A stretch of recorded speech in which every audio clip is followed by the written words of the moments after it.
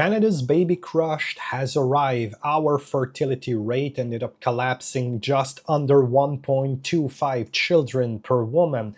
Statistic Canada back in 2023 said that this rate was as a 1.6 children per woman. So some of you are going to say, yes, Seb, but what gives? This is just a drop from 1.6 to 1.25, a 0.35 children's. What's the big deal? Well, here's the big deal. This is a whopping 22% drop in less than 2 years. So this total fertility rate is telling us how many children on average a woman will have in her life.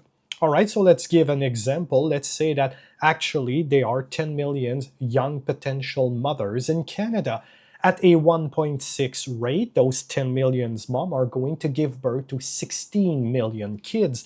At a 1.25, we go from 16 million to 12.5 million children. Those 3.5 million Canadian, poof, gone. Never existed in the first place. Now, to get back to demographical stability, we need to get a fertility rate that is a 2.1 kids per woman.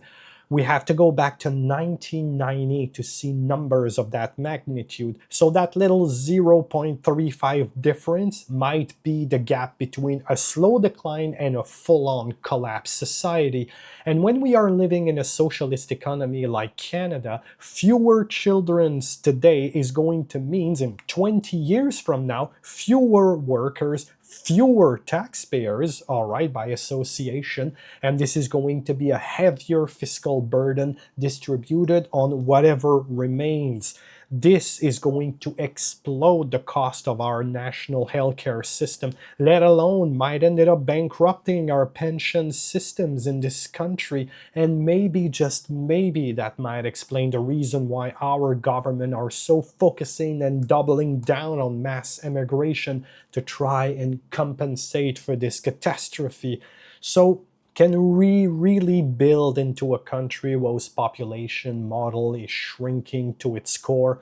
Because with our national debt and endless deficit that all three levels of government are producing year after year, the real question is, who's gonna pay for all this if we keep disappearing like this?